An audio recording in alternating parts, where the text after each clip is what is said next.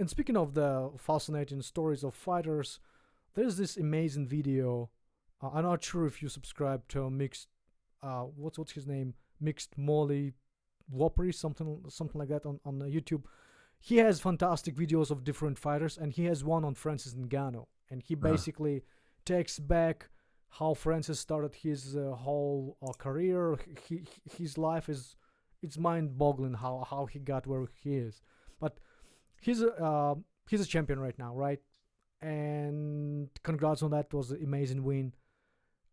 I know there are some politics going on, and seems like Curtis Blade's gonna be fighting Ciryl Gane for inter. Derek Lewis. Oh, I'm sorry for Yeah. Derek Lewis gonna be fighting Ciryl Gane.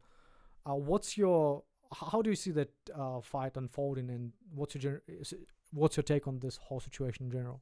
Well, I think it's a great fight. I think those guys are definitely deserving to fight each other. I think Gon has made this like skyrocketing rise up through the ranks, and I think Derek Lewis is definitely going to be his toughest test due to Derek's style. Derek very rarely gets put away. This dude is tough as all can be. He has knockout power that lasts throughout the 5 rounds. We've seen him finish Volkov, and we've seen him get Seconds. those with seconds left. So the guy's never out of a fight. So it is definitely a great litmus test for both guys. I think they're very deserving of that main event slot. But I think we just have to question the idea of it being an interim belt when Francis just won the belt on March 27th. Again, but it's up to the promotion. They have to do what they see fit, and we're just have to take a step back and let this thing shake out. And then once we figure out if it's going to be the winner out of those two, or if Jon Jones is going to step up to the plate. So it is what it is right now. For us, we just got to stay busy. Can you analyze all the three fighters he can potentially fight? Like he already fought um, Derek Lewis, but it was different circumstances. I think everyone would agree that this is different Gano. Ciryl Gane, what's your take on Ciryl? Man, a very good lateral movement. Strikes out of both stances. Nice, keeps himself nice and long. Utilizes the cage really well. Has sneaky wrestling. Has sneaky submission game. I think he's an all around talent, man. I think that he's in the right spot right now, fighting for that basically who's up next kind of thing. I'm really looking forward actually to see the way Derek Lewis and his camp approaches this fight. Because I think it's going to give me more as far Mm-hmm. as preparation time to kind of understand what we want to do if we have to fight one or the other. And Ciryl, I think he's from MMA Factor, right? The Correct. Yeah. Yep. and as Francis originally, right? Did they know each other from that time or no? Yeah, no, they did.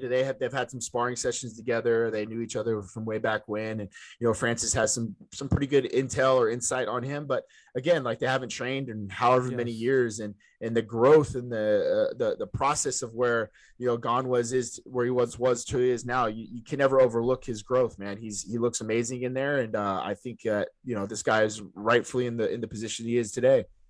Yeah, and Francis is kind of scary guy. Like I think the only scarier thing than Francis is the composed Francis that we saw against Stipe.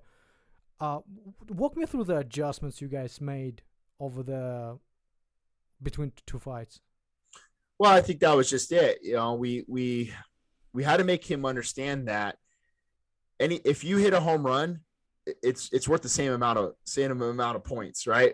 So I would tell him like, hey, you could hit a 400-foot home run or a 500-foot home run. It's still a home run. So we don't need to swing out of our shoes. We don't need to do something that's going to take us out of our position. We just need to be calm and concise and calculated, and all those things will start setting each other up. So 4 base hits equals a home run, right? You can just touch, you can find your openings, you can wear on them, you could drop the low kicks, we can counter wrestle, we can make him panic wrestle. There's a number of things that we can do here, and all it really is going to take patience, because your reads and the way that he calculates and the way that he's able to see things, is what makes him so good. And like you saw that, he threw a cross lead uppercut. right? Like it was a more of a Wing Chun style lead uppercut that had more of a lengthy snap to it rather than a big power punch, and it dropped Stipe. So you're seeing his evolution. You're seeing him throw a same side jab, left high kick. He's doing a lot of great things with his skill set that I think he's getting more and more comfortable, and he's finding more and more things in his arsenal that people are going to have to worry about. Yeah, he stuffed the takedown so impressively, as if he's been training wrestling quite a long time. Was it one of the areas of focus for you guys?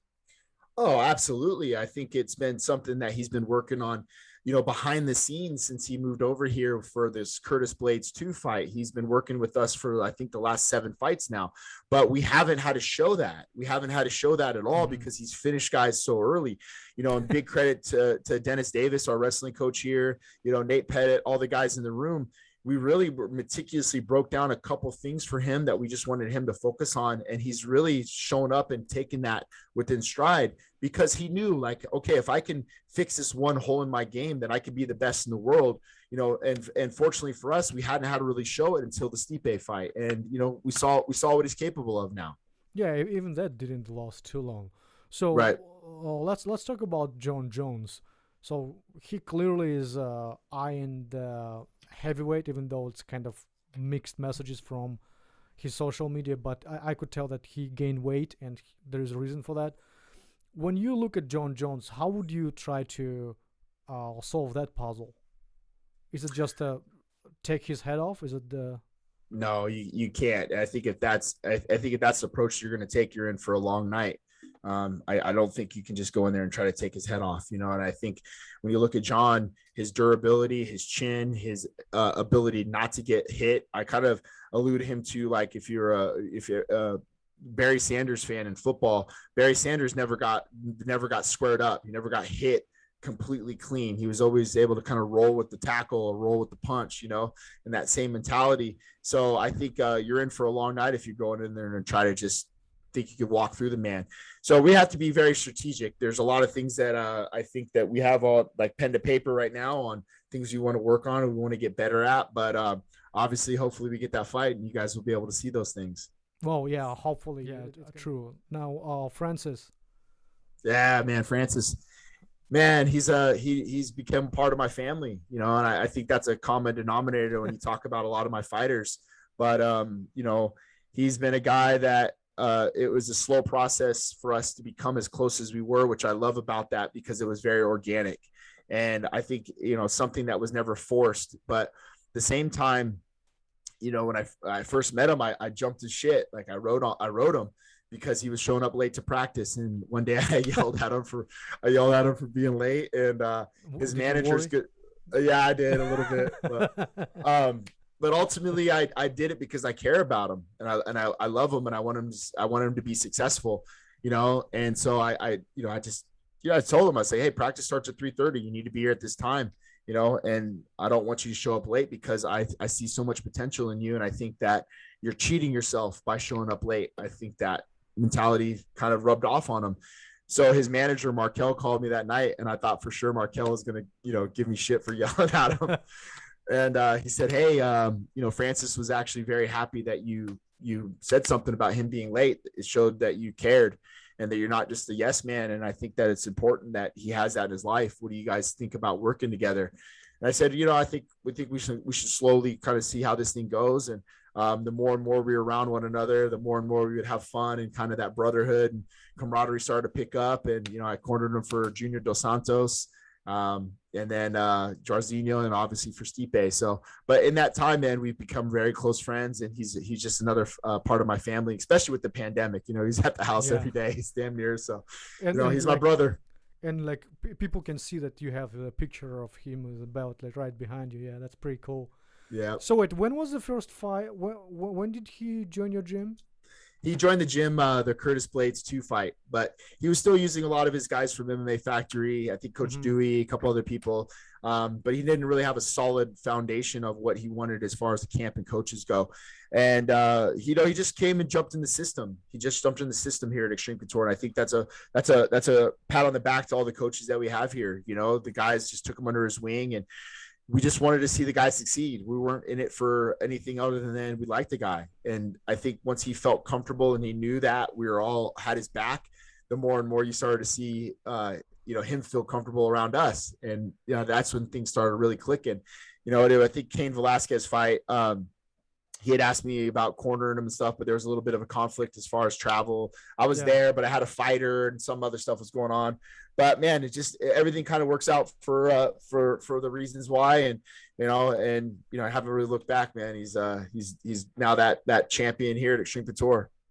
And I saw Usman being in the corner as well. How do you guys divide the duties when you're cornering him?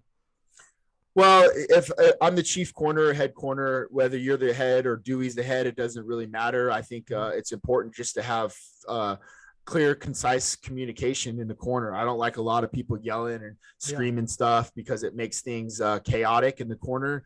You want to be calculated. So for me, I want Usman talking, but I want his input to be more of a calming factor. So everybody had a role. Let's put it like that. Everybody had a role, and everybody's role is important.